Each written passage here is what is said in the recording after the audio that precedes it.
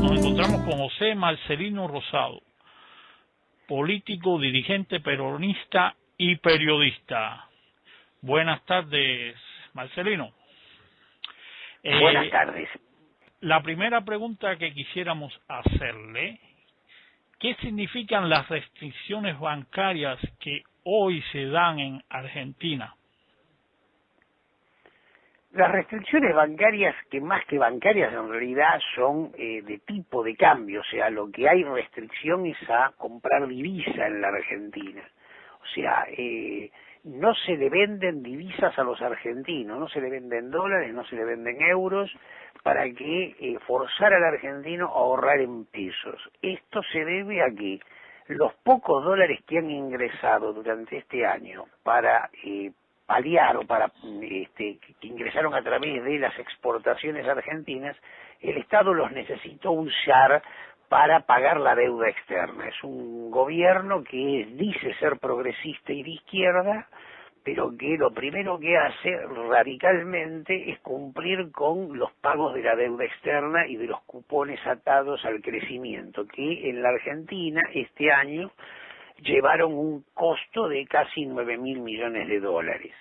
Pero además hay un segundo problema, el desmanejo de todos los recursos energéticos argentinos. Argentina es un país que, si bien no es productora de petróleo y de gas a nivel internacional, era productor de gas y petróleo para el autoabastecimiento argentino, con lo cual no dependíamos de comprar al exterior, hasta que la despolítica de estos últimos 5 o 7 años específicamente nos convirtieran en un importador neto de combustibles. Entonces, Argentina tiene este año un costo de entre 10 y 15.000 millones de dólares de importación de combustibles, llámese naftas, llámese gasoil, llámese gas, para la industria y para las casas de familia, con lo cual tenemos una enorme dependencia. Esos dólares no ingresaron, porque tuvimos una cosecha que no fue lo suficientemente alta. Al no ingresar esos dólares, el gobierno echó mano a las 3 causas o de los 3 elementos que tenía. La primera fue justamente comprar y quedarse con todos los dólares que habían entrado del campo y por lo tanto no venderle a la población dólares. El segundo fue manotear la caja del Banco Central de la República Argentina, cosa que por carta orgánica estaba prohibido. Hace ya 1 año y medio, 2 años atrás, se modificó la carta orgánica para permitirle que el Banco Central le entregase divisas al Tesoro Nacional en un 10%, y este año se ha llevado ese 10% al 20%. Y además se utilizó la tercera caja. ¿Cuál es la tercera caja? Los fondos previsionales, que para nosotros es el ANSES, el organismo que junte y recaude el dinero previsional o de los jubilados o de los futuros jubilados. Esas 3 cajas el Estado las utilizó para pagar estos déficit que tenemos los argentinos y por lo tanto le ha impuesto a la ciudadanía este cepo cambiario o este corralito cambiario y no le permite que la gente ahorre en dólares, y entonces la obliga a ahorrar en pesos con una tasa que está por debajo de la inflación anual. Nosotros tenemos una inflación del 25% anual mínima, la estimada para este año mínima es del 25%, algunos economistas hablan del 30%. Entonces, esto es grave para la ciudadanía. Una pregunta más, José Marcelino. ¿Qué significa la fecha del 13 de septiembre? ¿Cuáles son los hechos que entonces se suscitan y qué los causa? Bueno, los hechos en realidad fueron que, por primera vez en estos últimos 10 años, el pueblo sale a la calle a quejarse y a pedir que el gobierno cambie. Los 2 hechos anteriores, el del 2004, que fue producto de la inseguridad exclusivamente por la muerte de un chico que fue el hijo de un ingeniero, de un empresario que era Juan Carlos Bloomberg, que se lo secuestran y lo mata, hubo una manifestación con casi 200.000 personas en la ciudad de Buenos Aires. Pero esto era acotado al tema de la inseguridad. Esto provocó un cimbronazo en el gobierno. El segundo digamos, gran movimiento de masa se produce en el 2008 cuando el gobierno de la presidenta Kirchner, o Fernández de Kirchner, enfrenta al agro y le intenta imponer lo que le logra imponer, que son unas altísimas retenciones al valor de la soja, de las exportaciones de soja, de trigo, de maíz y de los cereales en la Argentina. Esto genera, pero este segundo movimiento, digamos, de masa es sectorial, porque es en realidad la clase agropecuaria la que sale a expresarse, apoyada por mucha ciudadanía que veía que esta política era una política nefasta para el país. Pero este 13 de septiembre tiene una característica muy particular. ¿Cuál es esta característica? La característica es que sale espontáneamente. En las otras hubo convocatoria. En una fue Bloomberg, en la otra fue la Federación Agraria y las entidades del campo. En esta no hay quien convoque. Se hace como se vivió por ahí con los indignados en España o en el resto de Europa. Fue a través de las redes sociales. No tiene un convocante que uno puede identificar plenamente. No fueron los partidos políticos, no fue la iglesia, no fue las organizaciones sociales. Fueron los tuiteros, fue un movimiento muy espontáneo, se fue dando, y no es como dice el gobierno, un hecho generado por la oligarquía o por las clases dominantes o las clases poderosas que se quejan por el corralito o por los impedimentos a comprar divisas, sino que fue la totalidad, un enorme porciento de la clase media, y la clase media para la Argentina y para el resto de Latinoamérica fue una aspiración que se logró en los años 50 del siglo pasado, en nuestro caso, a través del gobierno del general Perón, que logra pasar la clase obrera y la hace ascender a clase media con una capacidad de ahorro y de generación de consumo que no tenía hasta ese momento.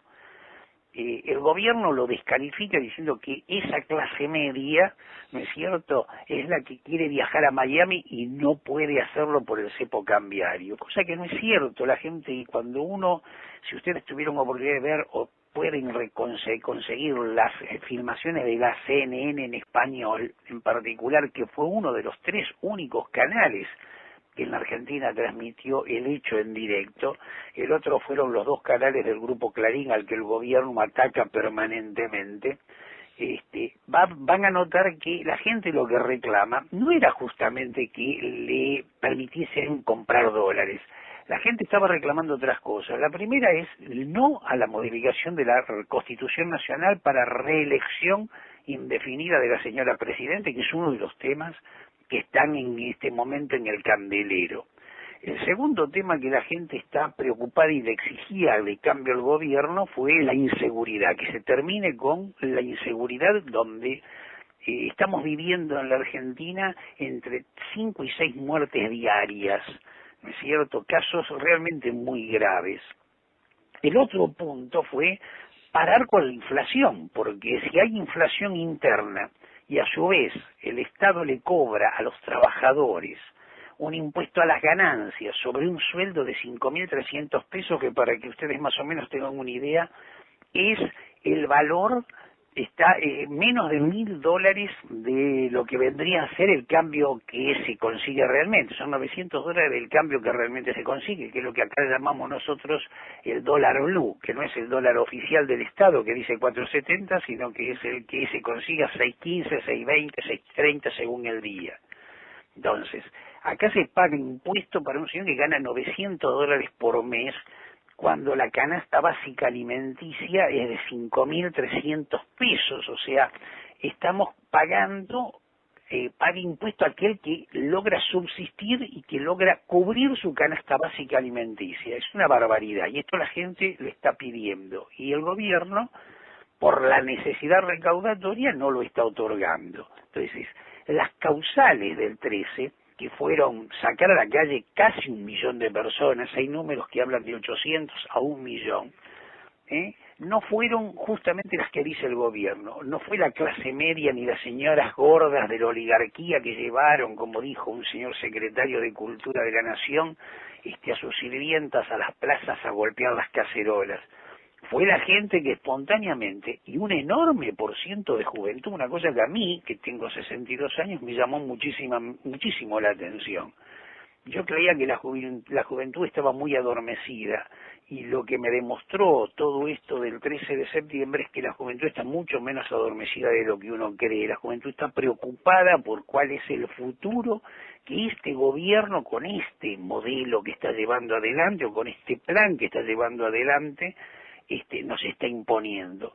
Es un modelo o un plan que nosotros decimos que tiende a estalinizar o a chavizar, ¿no es cierto?, la Argentina, un país que nunca tuvimos ese tipo de tema, por lo menos en los últimos 30 años, después del golpe militar del año 76 que desalojó el gobierno constitucional de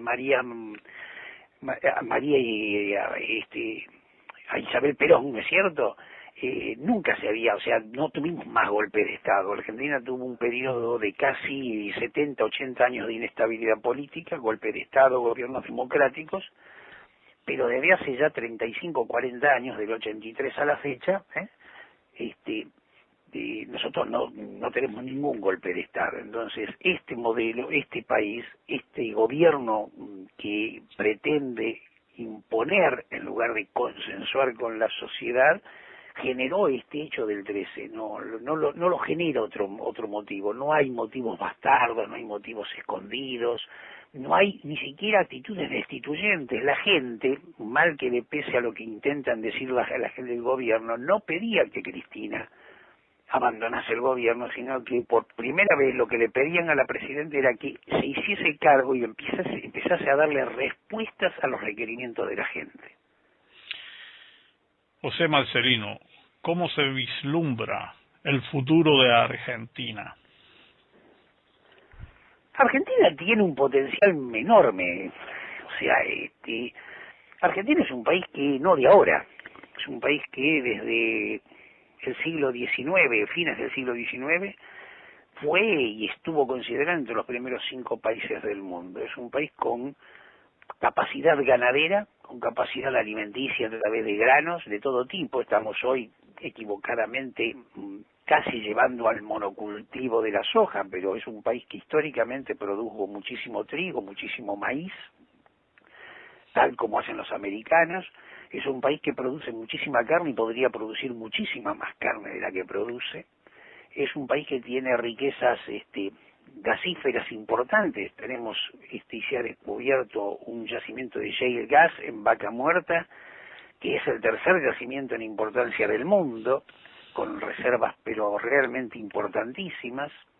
Tenemos junto con Brasil en la plataforma submarina del shale oil, digamos, o de lo que es el presal, enormes potenciales petroleros y gasíferos también en el Atlántico. Tenemos minerales de todo tipo, desde litio, y somos junto con Bolivia los 2 principales productores mundiales de litio, hasta oro y plata y un montón de elementos más en la cordillera, que se están explotando muy mal porque se están haciendo explotaciones a cielo abierto, con regalías bajísimas, llevándose el producido de la Argentina sin necesidad de industrializarlo y procesarlo en la Argentina, y por lo tanto se procesa en Canadá, con lo cual indiscutiblemente no se le da trabajo a la gente en nuestro país y se pagan regalías por esas exportaciones que son bajísimas. O sea, la Argentina es un país con potencial. El problema que tenemos que asumir los argentinos de una vez por todas es ponernos los pantalones y saber elegir un gobierno que lleve adelante todo el potencial que tiene la Argentina. Algunos, como es mi caso, creemos que no es este gobierno. Nosotros por eso estamos esperando pacientemente que la señora Presidente termine su mandato en el 2015 para poder realmente elegir un gobierno que empiece a ver la realidad argentina desde la óptica de que el crecimiento solo no alcanza, sino es crecimiento con desarrollo fundamentado específicamente en la educación, del pueblo argentino y la inclusión social de los sectores más desprotegidos a través del trabajo, no a través de la dádiva ni del clientelismo político, que es lo que hoy sucede. Argentina es un país que puede volver a colocarse a la cabeza de, por lo menos de Latinoamérica. No digo, o sea, nosotros no vamos a competir con Brasil, ni con México. Nosotros creemos que Brasil y México son dos naciones junto con nosotros que nos tenemos que complementar para hacer que América Latina en general, del río Bravo hacia el sur, realmente conformemos lo que siempre estuvimos dispuestos a hacerlo y que no se hizo porque, bueno, intereses mezquinos del imperialismo británico en su momento obligaron a que Latinoamérica se partiese en un montón de repúblicas muy chiquitas sin posibilidad de generar realmente un estado continental que permitiese que aprovechásemos las potencialidades enormes que tiene nuestro continente, ¿no es cierto? Por eso la UNASUR, el MERCOSUR, todos estos movimientos que se están dando hoy en los países, el grupo de países del Pacífico latinoamericano, son, y nosotros creemos que hay que incentivarlos porque podemos generar un mercado casi tan importante por lo menos como el que en su momento pudo haber generado la Unión Europea. Nosotros, si sumamos todos los países del río Bravo al sur, somos casi 600 millones. Solamente en el Sudamérica somos 380 millones de habitantes. Creo que es un mercado sumamente interesante y para tener en cuenta.